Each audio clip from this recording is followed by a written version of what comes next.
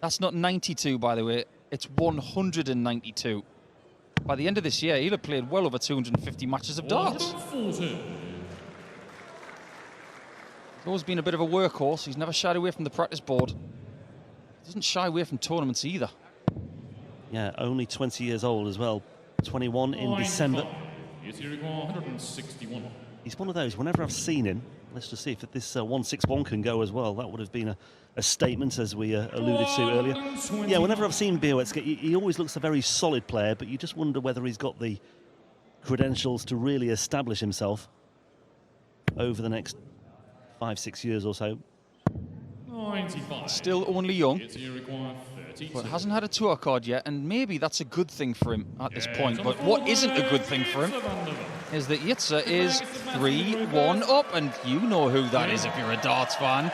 That is the great Eric Claris. Price admittedly not having the best season that he's had in terms of his overall illustrious career, but he beat Gurny Price 6-1, and it's not... or shouldn't be overlooked as well, that he actually beat Luke Littler in qualifying for Risa as well by 6 legs to 3 on that occasion. Lost to Richie Woodhouse in what was his only other European Tour appearance this year. 94. So we'll far, see him again in Budapest as well. Yeah, so far so good in this game.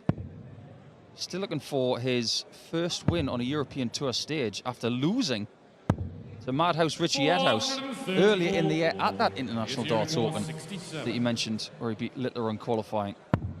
This is really starting to go well. Brilliant. Better than well. 4-1 up, and definitely got the bit between his teeth. And let's not forget, to be as pure as possible, he just wants to get up there and win. And doing things like that will definitely help. That's the first 180 of the tournament. Well, perhaps he feels that, you know, he needs to give himself as many opportunities as he can get, really, and that will certainly do in the world of good, especially if Bergh is a sub-ton here. But he's recovered well there, actually, has Bergh. That's a very manageable 107. Don't be surprised if he hits it. If he does, Wata's going to know about it. He's not going to hit it. He's actually not close on either treble shot.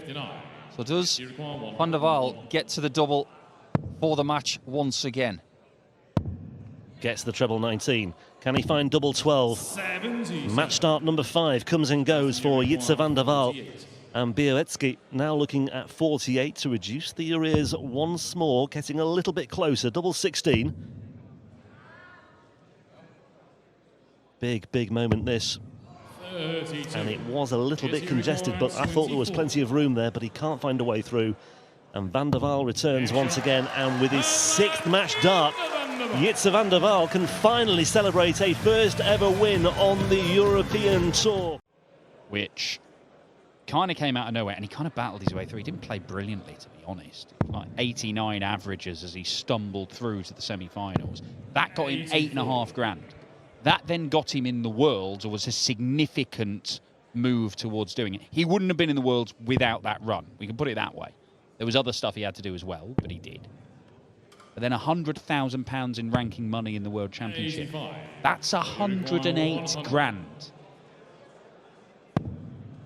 Well, chance disappears, but he's going to get more.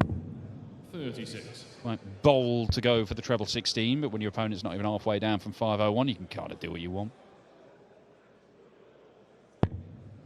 He is that kind of player. He does whatever he wants. But he might want to get rid of this just before things get sticky. This is creative. And that's very Scott Williams. Welcome to the party, everybody. Huge things.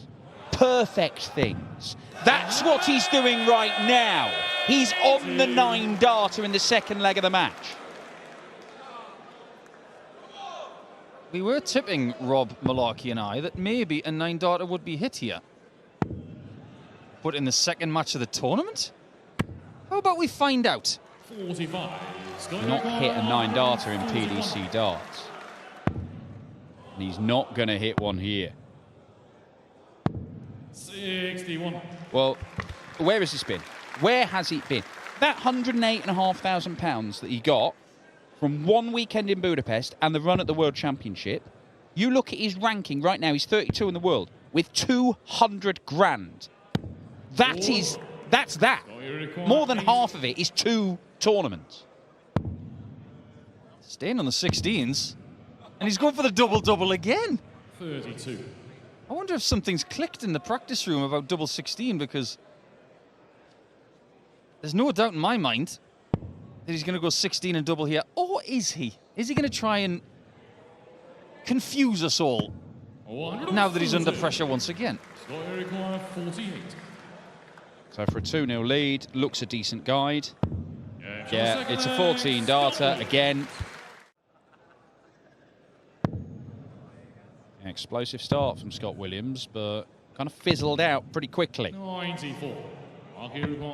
That's the point between them. Marco Canceller eyeing up a holder throw that put him into the lead. Didn't look likely when he was 2-0 down to a guy averaging 107.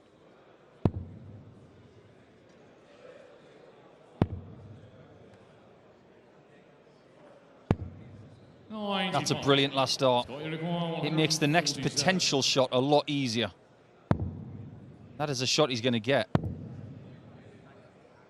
Predominantly, Marco is a tops guy. Let's see what he fancies. Does he know? Of course he does. It's going to be an 11. Tops has been good to him. And that's why he left it. He's got some comfort up there. Justin Pipe was his first round victim. Then a chap called Paul Nicholson. Average 96.5 and got turned over 6-1. Remember it well, Paul? I do remember it well, because he beat me in that tournament 2 consecutive years. Well, Scott Williams, as a showman, and particularly with Marco now down to a finish as well, he's going for this. Oh, what a guide as well. He is going for it. And he's got it as well. Shaggy, 5-3 up. There's 180s, there's massive checkouts. The only thing it's missing is a 9, and he's been threatening that. Brought us a little bit of post-traumatic stress, which was his game against Liam Mendel-Lawrence. But I don't think that Marco's going to win this one the way that Scott is accelerating towards the end, and he might even finish up with a 100 average. Well, you should do if you've hit 8 180s in 9 legs of darts. The scoring at times has been unbelievable. 8 180s, a 164 finish, been on the 9 twice. This to wrap it up.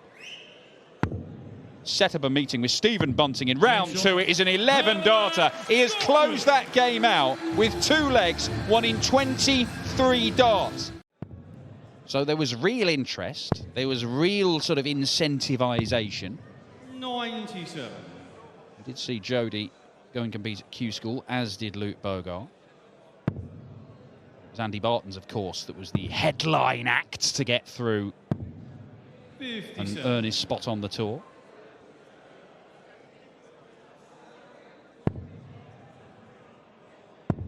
That is some whittling process, by the way, from 3,000. 96. How long did this thing last? It's kind of making a toothpick out of a redwood, isn't it? Jody's left himself a bogey number, so Suits just pile away on that treble 20. I mean, I don't know why he felt the need to. He could have gone to the 18s when he's covered it, but he does leave that double 18 he loves. And he loves double 18. 96. Alan, you require. Yeah, once again, Jody has applied some pressure. Suter, this time it's at the first time of asking, and he's doubled his lead to open up a 2-0 advantage. Because the other ones, he's been dreadful in the opening few visits, and it's just allowed Suits to build up that lead and give him a bit of comfort. 44. Yeah, there's a 32-point gap, maybe a little bit more now after that visit as well, between the, in terms of the front 9 average, between these two. And Tobak in danger of reverting to type here as well. He'll be 50 years old next week, will Jody as well, so that's something else to look forward to. 60. Suits' turn to be dancing all around the trebles. not coming up with anything. So Jody Tobak from here should be getting his first ever leg on the European Tour. Staying straight was the priority, and that hasn't happened. And you can tell by the look on his face that he's not a happy man.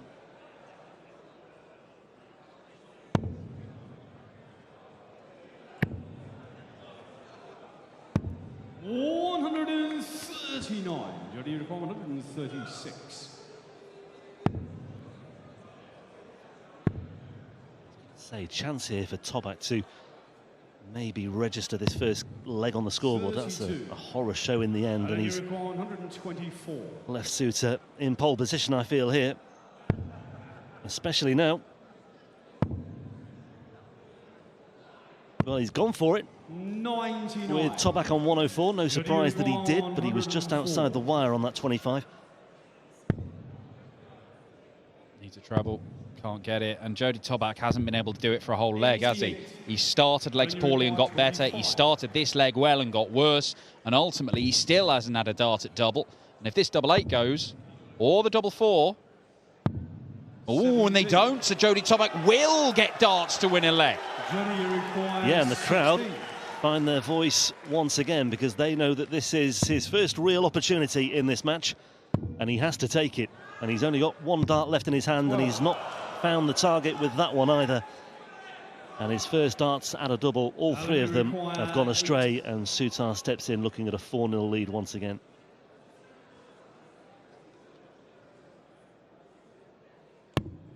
And no mistake this time from Souter. Yeah, potentially a 6-0 win. But 99.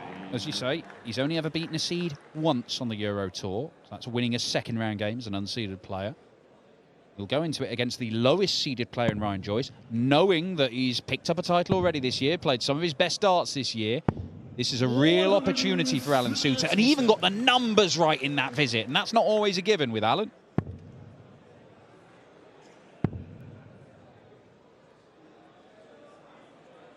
$60. And you require 122. Shanghai for Tobak if he gets the opportunity. Treble 18, lands it. Bullseye for the finale, and what a finale it is for Alan Souter. Almost apologetic as he turns around to shake the hand of Jody Tobak. I think that guy's got a first-class seat. There's nobody around him. I didn't know there was a first-class section. Oh well, enjoy the darts. But this is a pretty good beginning here for Bergh because he's got himself the lead. He's to a finish first, and he doesn't look like the kind of person who's going to be ruffled by much. Yeah, and this is what I was saying just a few moments ago. He's already ticked off a couple of mini milestones that Tobak failed to, really. Getting himself into position, giving himself an opportunity. OK, Woodhouse is down to tops, but at least he's got a chance here. More of a chance now if he can find another one of those, and he does. So double 10 in the first leg for a break of throw. And what about that? Certainly on the evidence of last season. But he won't want to take too many chances, and he'll want to put in a chunky weekend this weekend. Final day action, maybe. Well, I think the most important thing for Woodhouse at this point is it's quite easy to look back to try and see where everybody else is trying to chase your tail. Look forward. Keep looking to climb the ladder. At the minute, all he's looking for is treble 17. Double 16, and the treble 17 is found, so double 16 for a 2-1 lead, but he will return. Yes, semi-finalist and a quarter-finalist on the Pro Tour this year for Luke Woodhouse. He made the last 4 at Players' Championship 7 in Leicester. 100, you require 16. Building on what was a very productive and encouraging year last year. Let's see if he can take out this double 8s. Getting closer.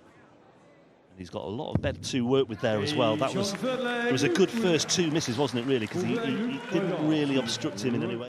Yeah, kept his eye on one prize, but maybe took his eye off another. And having achieved that, as he alluded to there, having achieved that big target, lost sight of another big target. Happens a lot when someone gets to an event like the World Grand Prix or the World Match Play for the first time by winning a match on a European Tour stage. The next game they play, they don't play particularly well.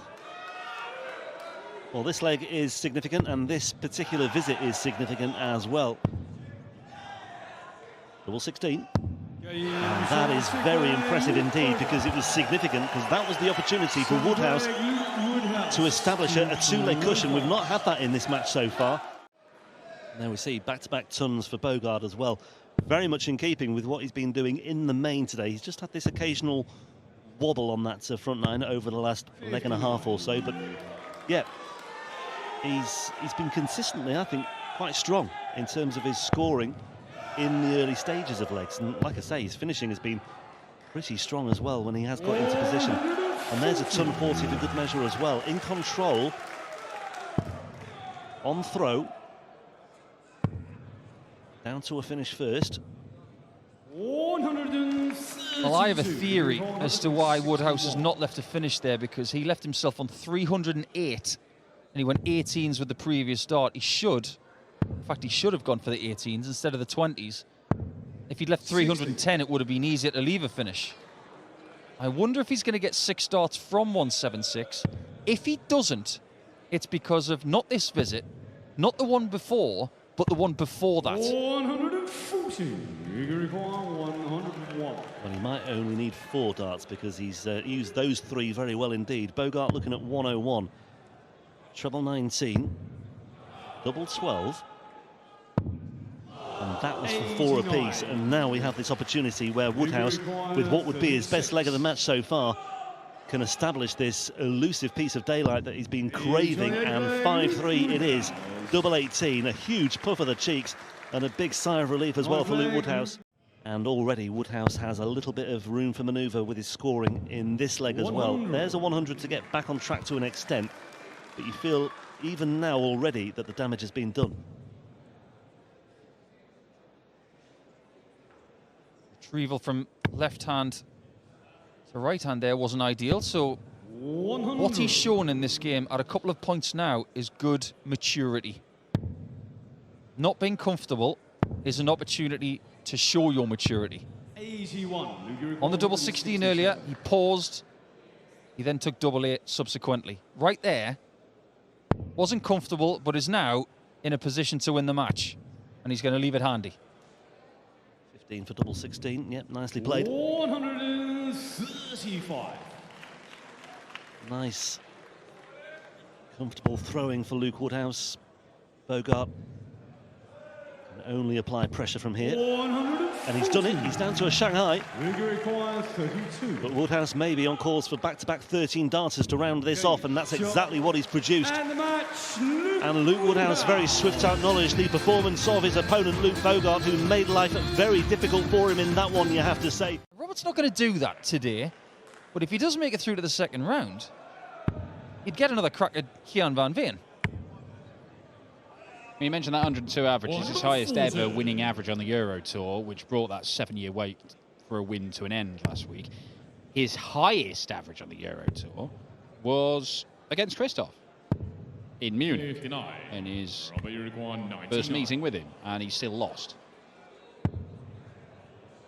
42 left, 32 left, 16. 83. He'll be back, but curiously, that meeting you've just mentioned, back at Munich 2017, pretty much started that run of 7 years without a win. This would start the match very buoyantly. He's very fortunate not to hit double 11. Games on the first leg. So what I'm going to say next is very apt. That was not a very good marker, but it didn't matter. He starts figuring out how to win European Tour matches on Fridays, and then figures out Saturdays as well. This could be a really good end to the year. But we're talking about one of the best players without a tour card just before he got his. He was very, very good. Maybe not as much over the last 18 months. 177. But he's on watch now after that from Kristoff. Much needed in that spot. Found another treble. Yes, he can. Robert Owen. Oh, can't get the double 14. Kurt Bevins had 3 looks at that. 80. Kirk needed to stand on the other side of the ocky for that one. whereas Kristoff is looking directly at the top of the board and may pay the price for yet another miss at the outer ring. That is now 4 darts at a double, and he's missed them all. No miss from Owen, 4-0. He'd made the semi-finals of the UK Open in that time. He's gone around all of Europe playing darts. Rediscovered his form. 439. Seen 3 operations on his knee. Now, he genuinely feels he is as good as 96. most people Kristoff, you out there. require He feels 82. he's playing better than most people out there, Robert. Kristoff Ratajski darts to win another leg. And this time he takes his 12 darter from Ratajski. It's the best leg of the match. 140. Ratajski got to win 5 legs on the spin from here.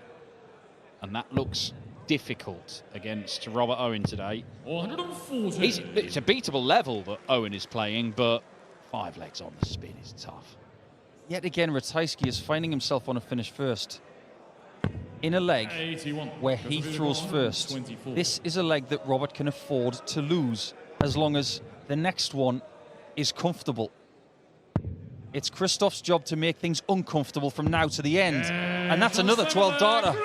The only legs he's won in this contest have been 12 dart legs. 95. Seen a little bit of suspect board management there from Kristoff. If that treble 19 was found, correct me if I'm wrong, he would have left 165. You shouldn't be making errors like that. Especially in moments like this. One bad visit could cost you the game. 58. No, he left 164. But you're all right. I mean, he's not the most renowned board manager, but this has to be managed, and it has to be managed successfully, or he's going to have to survive more match darts. You would think. 58. Robert, you require 68. Perfect. Oh, not again. And he's got a little bit fortunate, but he has made the most of it. He gets his first win against Ratajski on the European Tour stage. His second consecutive win against a Polish player on the European Tour in the space of 8 days. And he's going to get his second meeting with Jan van Veen in the space of 8 days.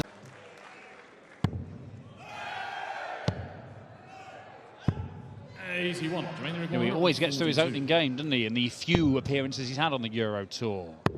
Oh, the sexy way. Oh, it's good. How about that? Treble 20, bull double 16 from Germaine Wata for the 142. Luke Littler fresh from breaking his own 180 record on the European Tour. He hit 30 on his way to the title in Belgium at the start of the year. And last week in Hildesheim, hit more than 30 and did it in 1 fewer game because he was a seed. Still lost in the finals. Peter Wright, unbelievable. 108. And that is unbelievable from Germaine Wata, his first maximum. Yeah, some big numbers already from Germaine. The average is 117, early days admittedly, but we'll keep an eye on that. 61. But Rahman is up against it. 25 leaves double 18, and nothing wrong with the finishing either so far in this one from Germaine Wata. But will want to make sure with a productive or fairly productive run this weekend. But of course, as Dan said, it won't get any easier if he does get through this one. 123. Heck of a leg this from Germaine. Still a very good standard. Again, the averages, just to keep an eye on those, 109.5 for Wata right now. For a third 4-visit leg. Oh, What's he done there? Well, what has he done there? Did he think he had 48? 26. Well, that is bizarre. Right, you require 145. I think, if anything, that's the first time he can criticise him for being too quick because he didn't even know the score. And this could happen. Oh, needed the treble 19 to leave double 14. yes, Frustration. first start that he's missed at a double, and it came, I think, under pressure that he created it all himself. The pace, the control, the accuracy, everything about it. Yeah, it certainly bodes well. And 105. he's still got a little bit of work to do, though. He won't be taking anything for granted just yet. And this could turn quite easily, but there's no sign really of any let up from Wata. 100. And it may well go to a 10th leg. It's 3 legs in a row, but it's 3 legs the easy way. Hold, break, hold, and this would be for his best leg of the match, Brian Roman. It is his best leg of the match. Is this a charge from the host nation hope? That deficit, maintain that gap that he needs, that comfort zone. That's it. He knows it. Germaine has got time. He's not needed much time in this game. It's only 60. But Roman's going to need 2 trebles just to get to a monster checkout. He really needs all 3 here.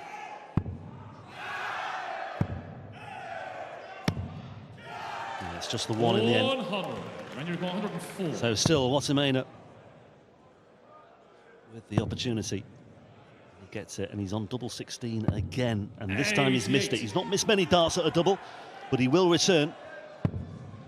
He's only missed 2 darts at double in the entire game, which is 2 more than any of the darts you've missed from the greatest director and spotter in the game.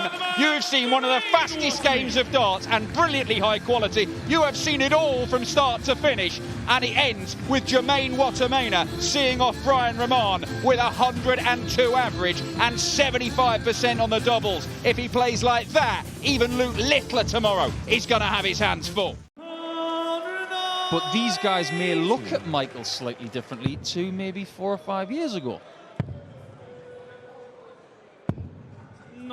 Well, it's good to see Lukeman back, actually. I mean, he's featuring in only his 4th European Tour event of the year, although he's yet to win a match in 2024 on this European stage. His latest round 1 exit coming last weekend in Hildesheim. That was against Johnny Clayton, 6-5 in that one. Clemens not involved in Hildesheim this weekend. It's been a very Gabriel Clemens sort of campaign for him in Europe this year. We'll touch upon that in a moment. Let's just see if Lukeman can threaten this 167 with Clemens on 36. What I will say about Clemens as well, first European Tour event, I think, since he got married.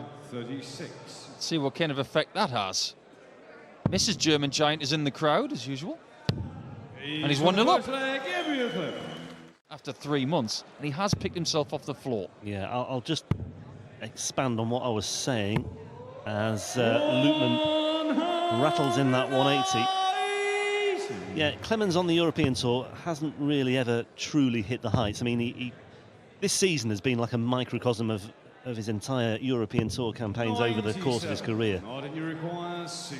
Lukeman looking at 67, now looking at 50. Now looking at double 16. 51. 164. Half a chance here for Clemens to... Oh, where was that going? I think he was going for the 54 first. I almost had to double check myself to see if he had done that. Yeah, the eyes didn't suggest that, but anyway, didn't work out for him, and Lukeman has hit back. He beat Damon Heta to make the final, only to be done by Humphreys, who in that tournament, it's remarkable to say, he won his first European Tour event. And that was Lukeman's only 3rd European Tour event, but since then he's not made the final session of any European Tour event since then. And he's running out of wriggle room here as well.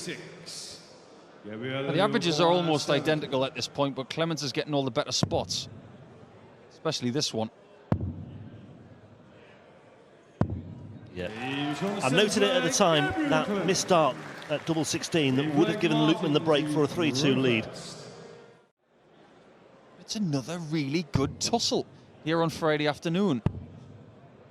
Tonight's session has got something to live up to, and we haven't even had the biggest game of the afternoon yet, which is Gurny against Woodhouse.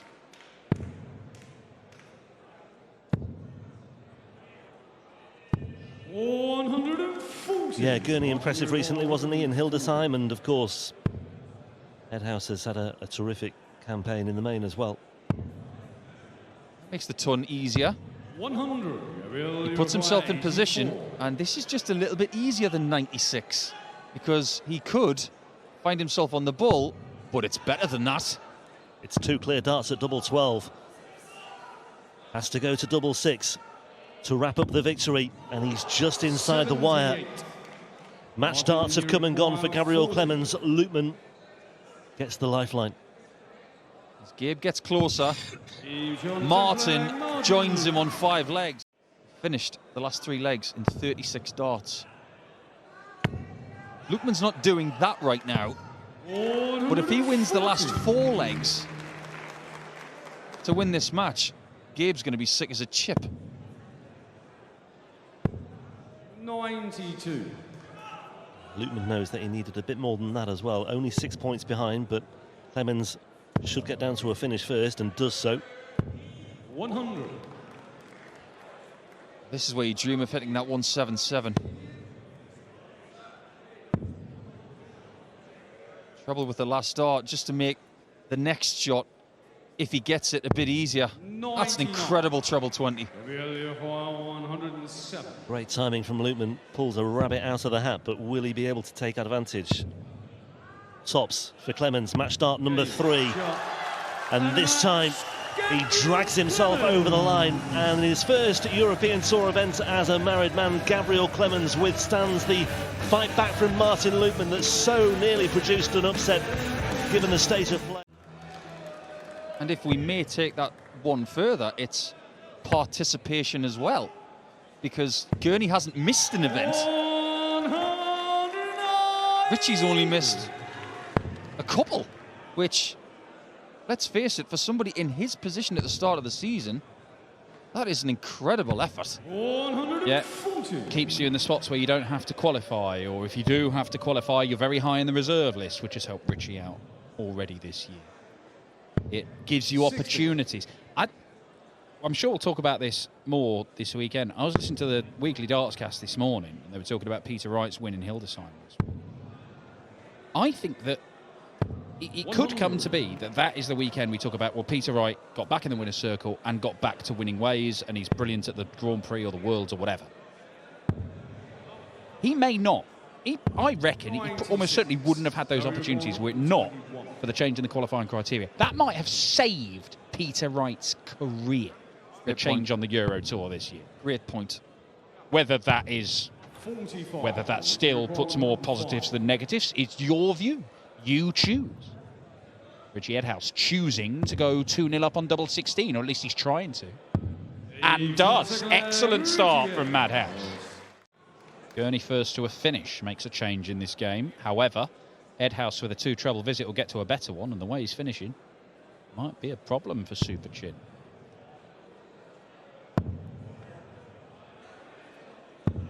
Now an opportunity presents itself. Against the darts as well. Does he go for it, Darl Gurny? He does, doesn't he? He does. Do you know what, Dan? I thought he was going to go for a 14 there. Yeah, I can understand it. And you know what? This is the mid-range where normally players won't go for it, because this sort of stuff can happen. The setup shot is good. Just imagine if he'd hit a 180 to leave 3 there. Double 4. That's more like it, getting the chance and taking it. I was feeling quite smug last week. Actually, I picked Littler and Peter Wright and Darl Gurny. Littler's a bit of an open goal, though, isn't it? I know, but I was going on the premise of winning most months this year. Yeah. That run's come to an end for Littler, by the way. Not winning in every single month. Richie Woodhouse to the maximum to leave a bogey number. Gurny doesn't have to worry here. Does he go for this one as well? He went for the 170. You would think he'd have gone for the 167. 95. Richie's maximum, his second of this game, in fact, what it does is it amplifies what you should be leaving in the mid-range of the leg. And one of those numbers is not 3, 4, 5. So don't do it. It might cost him the leg. Well, double 18. I'll ask a question in a minute, because this is important. Richie Woodhouse to break straight back and take a 4-1 lead, which he does. It's excellent finishing from Richie Woodhouse. Darl Gurny, if he's so keen on leaving double 18, and we know that he's got the flatty dart in his arsenal, with 72, why doesn't he go treble 12? Ton-plus averages from Wata, from Woodhouse, and from Scott Williams. 9 darters being threatened left, right and centre. We've got another high-quality encounter here. 60. This is just the opening session. is a little bit cooler than it was in Hildesheim last week. And as I say, they've had a little bit more time to perhaps get back in the groove. Yeah, that's not going to last long, by the way. Temperature's going to go up a good 5 degrees tomorrow, and we're going to add about 2,200 people. Yeah. Maximum from Woodhouse, his third of this contest. But Gurny, can he get another treble? Yes, he can, and he liked that. He knows how important that was. He knows how important the next shot is, now that he's got to look at it. Now, where he hits the first dart will stipulate where he goes with dart 2. Seems pretty much on the nose, but he's going to start down there, 48-36. This is what I was talking about. Massive. Great shot from Gurny. So much purpose. More important this time if you're going into big tournaments. Look at this. It's got to be a max. Had to be.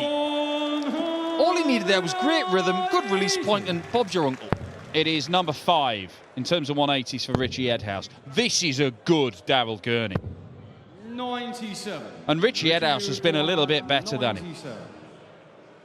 Built upon his excellence at the start of the game, but what a way to close this out this would be for an 11-dart on a 6-3 win. Madhouse Richie Woodhouse with a brilliant display. It is another big average, 104.6 for Madhouse Richie Woodhouse as he beats Darrell Gurny on a big stage for the first time in his career.